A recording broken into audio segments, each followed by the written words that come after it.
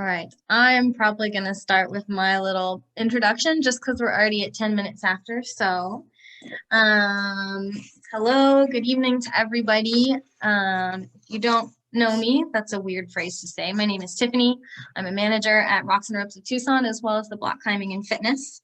And I want to just thank you for joining us virtually tonight, everyone, and also a huge thank you to Dorothy, who is volunteering her time to share her knowledge and her message, and generally be awesome so I can record a Zoom video. Just as a quick recap for everyone, if you're new to this series, we're calling it Giving Climbers a Hand Education. And we do have an introduction video as well as a warm-up video, and the introduction video is really great way to get to know Dorothy and her kind of journey into occupational therapy and climbing and all that jazz. But I felt it was important to share personally that one of the things that really motivated me to make this happen when Dorothy and I first got together and chatted about some kind of educational series like this was that she has a really amazing, holistic, well-rounded approach to care, right? It's not always the same story for the same sport, you know, bodies are different, needs are different. So we all know that your physical body needs rest just as much as it needs this engagement. And Dorothy brings a medical professional approach to that, you know, and what we are doing with our bodies when we rock climb, the stresses we're putting on our upper extremities is substantial. So Dorothy brings knowledge that can help us prepare, help us figure out what self-care might mean, and help us understand how our upper extremities, our hands, our wrists, our elbows, our shoulders, how they work. So feel free to look at the other videos. There's just an introduction, there's a warm-up video. They're both awesome and they're pretty short and sweet. So two more quick things before we continue, and these have nothing to do with Dorothy or Pulleys, so I apologize, but it's important to share. First, just from everybody at Rocks and Ropes in the Block of Tucson and the Block Climbing and Fitness, we want to thank our community, the Tucson climbing community, for climbing with us during this craziness. We want to thank our members for being willing to come be in our space during a worldwide pandemic and all the other craziness. So there is no shortage of gratitude from our setters to our front desk staff to the management team. Thank you to our members. Thank you. Continue wearing your mask, continue washing your hands, and just be kind out there. Last thing before we get started is, I know I've already said it, I put it in the chat box, but this is being recorded. It'll be shared to the Rocks and Ropes YouTube channel as well as to IGTV. So if you don't want to be in the video for the Q&A portion, please feel free to use the chat box function and I can share your question with Dorothy. Okay, without further ado, I'm going to turn it over to the lady that's got the knowledge. Awesome. Thank you so much, Tiffany, for organizing this today and also keeping us, safe at Rocks and Ropes in the Block. I've always felt perfectly comfortable and just super happy to be back in there. So appreciate all the work that you guys have done on that end. And thanks everyone for joining tonight. It's taken some time out of your evening to join us. So I hope you walk away with a little bit more knowledge and information tonight and learn something interesting. So I think hands are super fascinating, which is why I ended up in this field. And pulleys are pretty fun to talk about. So I figured we could start with kind of going through some visuals and explaining what pulleys are and what their purpose is. So I think I'll start with sharing my screen here. So I'm gonna disappear. Tiffany, let me know if you can see. Yeah, we're in there. We can see it. All right, let me grab that. Okay, perfect. You can see this? Yeah. All right. Oh, my fingers are so big. You guys, big. make sure you can see it. Let us know in the chat if something's not quite right. Yep. So if you haven't seen my crappy anatomy on Instagram, here is a great snapshot of it. I've done some crappy anatomy drawings that I post. I just draw on my hand. So here's one of them. This was my pulley post that I did. So I'll just kind of show you, if you've heard of pulleys, or if you've heard of somebody saying like, oh, I hurt my A2 pulley or A4 pulley, that A stands for annular. And so that's what we're going to be talking about tonight are these annular pulleys. So you've got 5 of them. So here's 1, 2, 3, 4, 5. These little X's here, this is something called a cruciate pulley. Don't worry about it. I'm not going to talk about tonight. Not really anything that's important with climbing. So we're just going to be talking about these 5 right here. So they're made up of like a dense fibrous connective tissue. So they're pretty sturdy. And then the A2 right here and the A4 are the most commonly involved with climbing injuries. You can certainly have the other ones too, but these are the 2 most common ones that you see. And the purpose is, so this green line is your tendon, and I'll talk a little bit more about what that is. But the purpose of your pulley is to hold your tendons close to the bone. So here you see this is a finger in a crimp position. So I guess you can't see me. I'm like holding my hands up like, so here's my little drawing, all right? So it's in a crimp position here. We've got our 5 pulleys, and you can see we actually have 2 tendons that come up and bend our fingers. And so you can see how this is holding it close to the bone, right? So in the next one, we've got, now we've, ruptured our A3 pulley, and this one we're starting to get a partial tear here. Ugh. Yeah, and so you can see how that changes the pathway, right, of this tendon. It's not holding close to the bone anymore. It's starting to come away from it. And that's a term, if you've ever heard of bowstringing, that's what it is. That's what's happening. Kind of like a bow and arrow where it's pulling away from the pole or away from the bone. Let's see. So another analogy I like to give is thinking of a fishing pole. And I've got a little demo to kind of show this as well. But so you've got, it kind of works the same way. So we've got our pole, we've got the line, which is like our tendon, and then we have these same pulleys, right? And another reason, so it keeps that tendon or that line close to the bone, but it also gives us a better mechanical advantage. So it makes it stronger. It makes our fingers stronger. For the fishing pole, if you're reeling in a heavy fish, this allows you to do it. It just keeps that nice and strong so that the force is evenly spread across this line, and there's not just one pulley and a lot of friction going on there. Okay, so let's hop out of this. Let's see if I know how to undo. Also, I never thought I would hear a fishing analogy used with climbing, but that actually really helps. It's the only time it makes sense. All right, can you see me again? Yep. Awesome. Okay, so you guys get to see my super cool demo, my arts and crafts project I made. This is demo number 2. My first one looked interesting, and then I pulled down on it like I would, on your tendon, and like all the pulleys flew across the room. It's like, that's going to be traumatic for everybody, so let me redo this. So here's demo number 2, and it's kind of a mix between, and I'll hold it a little bit closer, but it's a mix between a finger and a fishing pole. So it's kind of a finger pull, if that makes sense.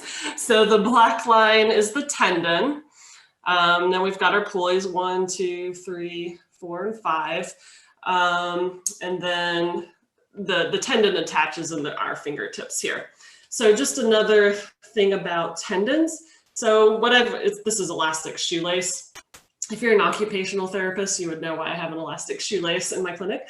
But your tendons are actually very taut. There's not much stretch in them. It's a little bit more similar to kind of a rope. There's a little bit, but not too much.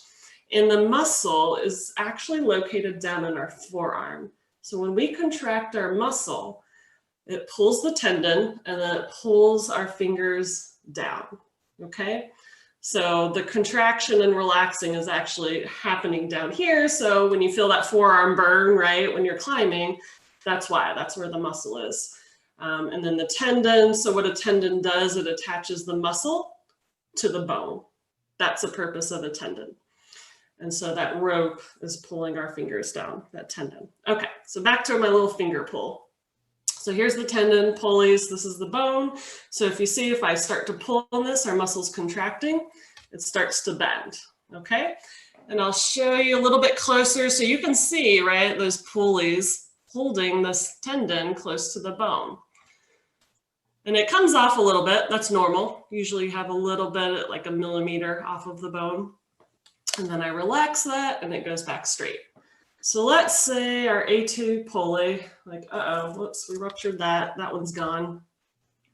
So I'm gonna do this again. I'm gonna pull. And so you can see it's starting to come off the bone a little bit more. It's still, you're still getting pretty good pull, right? So your finger's still working fine. You're just getting a little bit of bowstringing happening. Okay, let's take out our A3 and our A4. So now we've only got 2 pulleys left.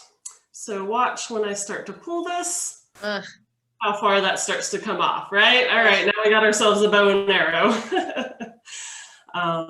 Any questions so far? Does this all make sense? That's such an amazing visual, honestly. I love it. I love that you built it. I love that you built it more than I love that you. Yeah, I'm really happy with how it turned out. It's in my head, but putting it from your head and like making it is very different. So I was really happy how that turned out. And again, if you guys have any questions or comments while Dorothy's presenting her information, just pop it into the chat box, or I don't know if there's a raise hand feature. There's supposed to be, but I don't see it. But just feel free to put it in the chat. Okay. Okay, so that's a little bit of the mechanics of what pulleys are and what their purpose is.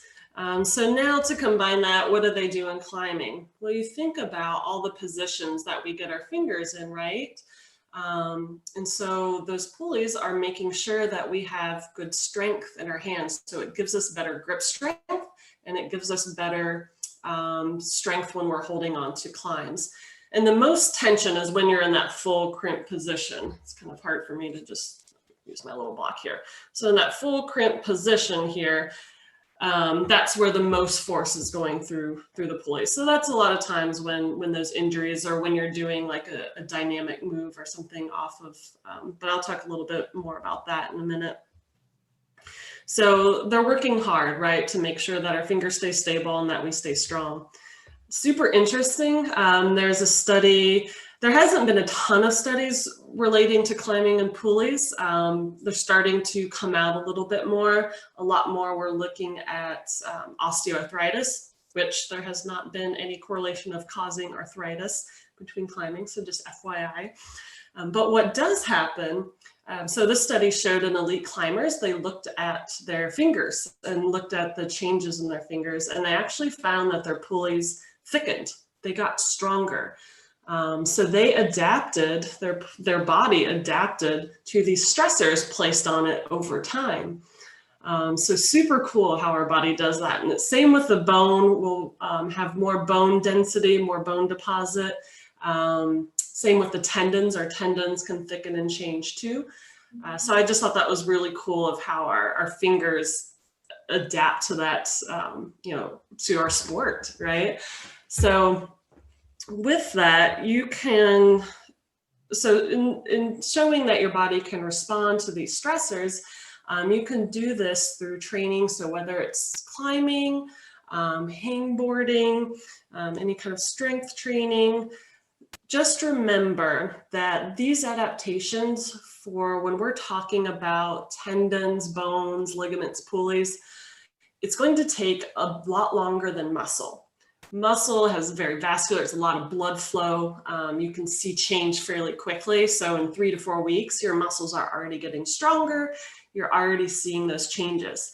With pulleys and those other structures, that can take at least a year or more. So just know that there's a little bit different balance in that you may get way stronger with your muscles, but making sure that you're still paying attention to how your fingers are feeling, how, you know, the tendons, the pulleys. So one way is where those are located. If you're starting to feel a lot of tenderness or pain, or having some swelling in that area, that might be an indicator of like, okay, there's some tension going on between that that friction between the tendon and the pulley it might be too much stress. It's getting irritated, starting to get a little bit strained. So making sure you pay attention to that. And you can do a couple of things. You can work on different holds that aren't causing pain, that don't make the fingers hurt more, or it may be at a point where you just need to end your session and rest, and then get back into it. So just making sure in that time frame, as you're getting stronger, that you're just paying attention to kind of what your fingers are telling you and then listening to that. That's the other part. That's the much harder part. It's like, yeah, this hurts, but let me give it one more go. Yeah, climbers are definitely notorious for climbing through an injury, buddy taping it, pushing through the pain, things like that. So that's one of the reasons I know that you always encourage rest and like paying attention to your body, listening to what it's saying. Super important. Mm-hmm. Yeah, definitely. And then, so talking about training, so climbing, I really encourage working on various types of holds, not just staying like, oh, I only like this kind of hold. I only like to crimp, so that's what I'm going to do. Or I only like slopers, so that's what I'm going to do the whole time. Making sure you introduce a variety. So that way you're strengthening your hand in all those different positions. And then it kind of helps too with kind of the overuse. If you're just doing one type of hold all the time, that's just putting a lot more stress in that one position. But hangboarding is another way to help strengthen the fingers. You only really need to do that once or twice a week. And that's plenty. If you've heard of Eva Lopez, which, you know, the BLOC and Rocks and Ropes, you guys have the... Oh, that's right.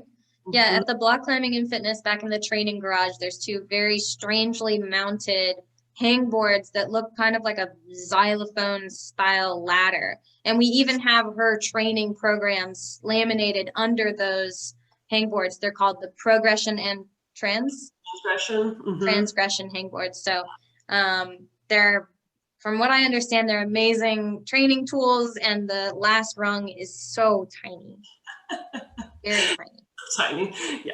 Yeah. And you can Google Eva Lopez climbing or whatever, and you can find tons. All her research is online, and she has a lot of different protocols. I really like her. She has her PhD in finger strength. Oh, I had no idea. That's crazy. Yeah, so she knows what she's talking about. And I use her protocols, and I've used it for clients that I've worked with. So I really encourage you to take a look at her stuff, and if you're trying to figure out how to get into hangboarding and what to do. And you really only need to do that once or twice a week. More is not better in this case. You can also overtrain. So if you're climbing in the gym 5-6 times a week, and then you're doing hangboarding several times a week, you're not allowing your body that time to rest and adapt to those stressors. So rest is just as important as the training, because otherwise you accumulate this that's over time, and you can actually start to get worse or weaker, and you're not sure why, because you're doing so much training. But that's why I really encourage that rest piece in there, because then that allows your body to make those changes, for your pulleys to get thicker, for your tendons to get stronger. So just to keep that in mind, rest is just as important for these adaptations to occur. All right, let's dive into injuries. So it happens. Pulley injuries are pretty common. So it happens when the demand or the load in that moment is too much. It's more than what your pulley can handle in that specific moment in time. And there can be a multitude of reasons of why that happens. You know, sometimes it's just the day. I think we talked about this in warming up too, kind of knowing what your body is that day. Sometimes you just didn't sleep great, or, you know, you're hungry or whatever. Or it's just you're doing this hard dynamic move and it just catches, or you're on a hold and maybe your foot slips and your finger catches. So there's a few different ways that this injury can happen, but just know it's a pretty common injury. There's a study where they looked at 600 climbers, and 20% of them, 20% of the injuries were pulley injuries. So it's common, it's okay if it happens. Your climbing is not ended. You can definitely return back into climbing after these happen. The most common were the middle and the ring fingers, where it can happen in the fingers, but these tend to be the most common. There's just more force generated in these fingertips compared to the other ones, so that's why. Ultrasound tends to be the gold standard for if you're going to a doctor and getting the diagnosis of a pulley injury.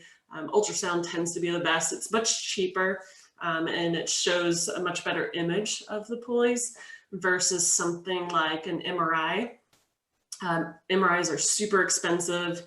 They don't necessarily clearly show what's going on as far as the pulleys.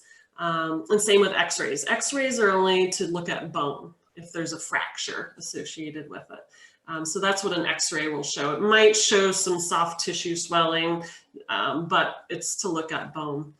So those are kind of some of the tests and things that you may see if you're seeking medical advice after an injury. And then surgery is not typically indicated unless you have multiple ruptures. So like my first poor little demo of my finger pole when like all of them flew across the room, like, all right, that little guy probably would need surgery because it's really, you're not going to get a very good movement or grip if you don't have any pulleys at all. Then you're getting kind of that bow and arrow sort of shape. And then another reason too, if somebody is maybe competitive climber and needs to make sure that they have full mechanical advantage, that might be another reason for surgery. But most of the time, it's just allowing a week or two of rest and healing. So icing, you're starting to work on getting your motion back.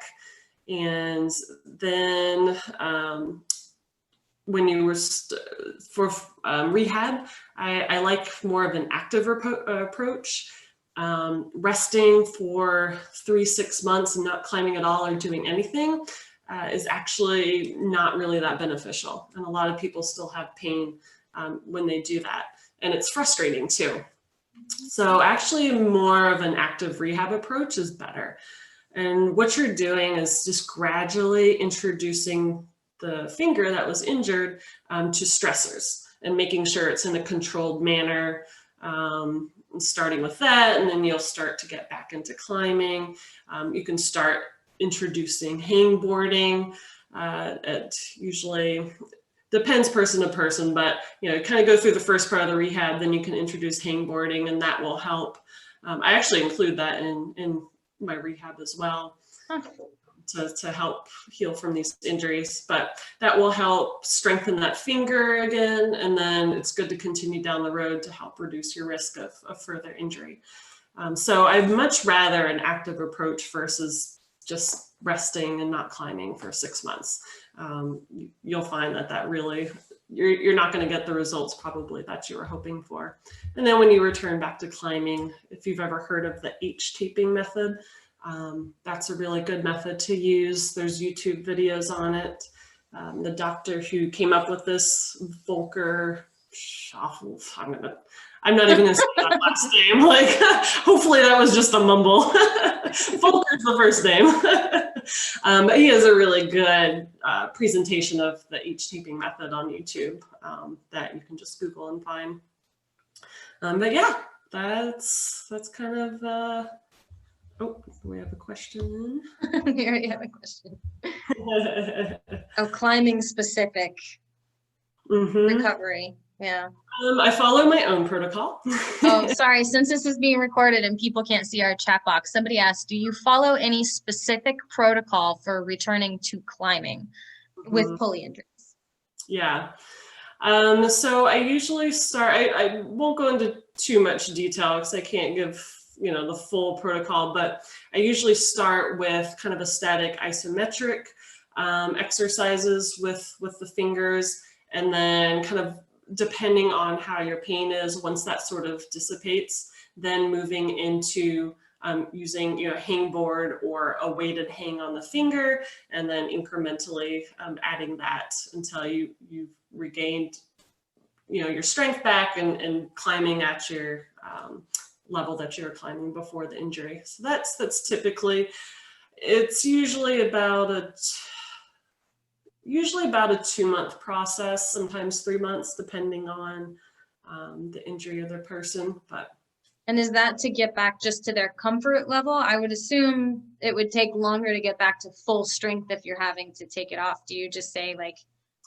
I've had a range. I've had some people in a couple of months get back to their full. Others, it's taken closer to 3 months. So yeah. And would you say just generally avoid pain as you're increasing, because you want an incremental increase? You just make sure you try and avoid pain, or no? Not necessarily avoiding pain, keeping it in an okay range. So I don't know. Kind of like that achy recovery usage pain versus the like, ouch, this thing is damaged pain. I feel like I know a lot of people that know the difference there. If you're active and you've had any kind of athletic pursuit in your life, or you're you can usually tell a difference. Yeah. Usually there's a certain pain where it's like, okay, I'm feeling it. There's something there. That's okay. If you're getting to the point where like, oh my gosh, like this doesn't feel right, then you're getting into a zone, right? That's too aggressive, too much. So a little bit of pain's okay, but recognizing, right, when you're stepping into this zone, that's a little bit too much. And then, like you said before, definitely pairing it with rest, because allowing your body to recuperate and rebuild itself is, if it's not part of the process not happening. Yeah, and if anyone's following any sort of hangboarding protocol to work on finger strength, after 4 weeks of hangboarding, I always take a week of rest from that, and then I'll go back into the protocol in the next week. So just something to keep in mind when you're doing this. Well, that was a good question. Was there any last tidbits in your injury section of your presentation? I feel like we were kind of at the end there. I think so. I think that was it. Okay. Well, just as a recap, everything you said involved incremental increases, and that was whether it was training based or injury related. It's incremental increased, and it always includes rest. So I like rest. I actually have a question, because I hear stories all the time about people having a climbing injury and they hear a noise.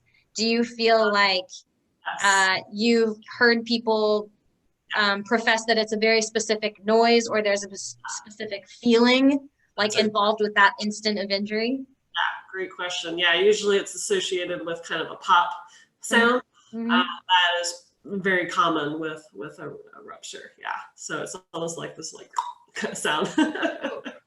And when you say rupture, you mean it's torn? It's fully? Usually with a pop, usually there's a tear with it. You might feel sort of a sharp or a sudden pain in that area, and maybe someone said like a twig snap. Sounds like a twig snap, somebody says in the chat. Yeah, I'm sorry. Very distinct. Yeah, it's usually very obvious what happened. And you might, if it's not a rupture, then it might just feel like the sudden jolts of pain that's in your finger, but not necessarily a rupture. It might be more of a strain. But yeah, popping sound is very commonly associated with that. So yeah, really good question. And then just to kind of piggyback on this general idea of the holistic approach that you have to, just improving what you do as a climber and making sure you're anticipating your needs and healing yourself. When you talk about ice with injuries, is that to promote, my understanding, which could be totally wrong, so I'll just put myself on the butcher block here. My understanding is that ice prevents blood flow, but then when you remove the ice, it invites new, fresh blood back to that site. That's something I've heard. What would you say about why ice? Ice is more for controlling swelling. and pain. And So inflammation. ice is really most useful within the first couple of days after an injury, like Okay. 72 hours. Beyond that, if it feels good, great, but it's not as effective after that point. It's really for acute injuries, to control that swelling. Yeah. So usually on the first, the first few days, that's when you're icing. And then after that, you can use it if you're still having pain and you need some ice. But otherwise, past that point, you're starting to work on motion. So ice tends to stiffen things up. Now, if you're working on motion and it's starting to swell more, then you can use ice in the beginning phase to help control that. Yeah. Well, does anybody else have any questions about pulleys, about anything that Dorothy's brought to our attention this evening? We kind of just did like 6 questions in a row almost, so I'm not Yeah.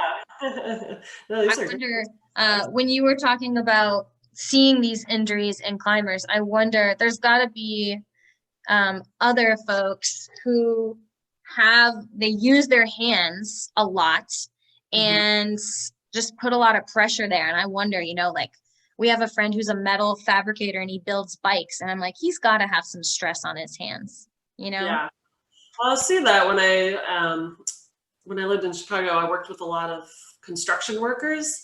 And you could see, how huge their hands were. I mean, they really, you can tell how they adapted to just constant heavy labor with their hands. So it's pretty amazing to see that. But yeah, I've never seen pulley injuries in anyone besides climbers. So yeah, I would be really curious if there's any other profession or sport where that happens. Yeah, I have no idea. Yeah, I'm trying to think like archery. What else? Maybe I'm just thinking that because of the term bowstringing. Right, there you go. We're unique as climbers, I think. Any other questions, you guys? It looks like someone said to beware of the Gates Pass crimps. Oh. Yeah, well, I mean, any southern Arizona granite crimp. Really? Yeah. Yeah. I mean, I've been on climbs where people are like, oh, there's a jug coming up. And I get up there and maybe it's a jug compared to every other hold, but it's not even a half pad, Like, this isn't what was promised. Define jug. Right. Yeah, exactly. It's an easy hold. I'm like, what does that mean? Oh, yeah, that's not a thing. People have favorite holds. It doesn't mean it's an easy hold. That's true. That's so true. Oh man, well, if there's no more questions, you guys, this is actually perfect. It falls right into our time slot for what we've been going for and aiming for and succeeding at in the rest of the series. Again, the series is Giving Climbers a Hand Education. And well, here's a question. I take it back. Do you typically see pulley injuries from static pulling or from dynamic moves? I would say it's more from a dynamic movement. So if we're crimping and then pushing off quickly to reach the next hold, a lot of times that's when it happens. Pockets, like mono pockets, that tends to be a big culprit from those. Well, the other thing is, you said if you're holding onto something and your foot slips, so that's not necessarily the climber choosing a dynamic movement, but it's a sudden, yeah. Exactly. So it's kind of dynamic in a different way. Not sure what this phrase might mean, so I'm asking. Sorry, everybody who's watching the recording. We're tuned into the chat right now. Oops. Sorry, technical difficulties. Okay. I wanted to see if I could find a picture.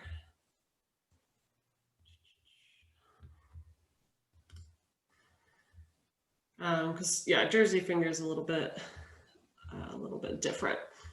That's involving the tendon. So if we go back to, Oh, you're trying to find a visual for us? I was trying to, but I'll just show you on my hand. So on my little finger pull, Mm-hmm. so the tendon attaches at the tip, so it's right at the tip here. Yeah. Easy finger is when that rips off, and usually it's with a fracture involved. Whoa. So it's different. Yeah. That requires surgery.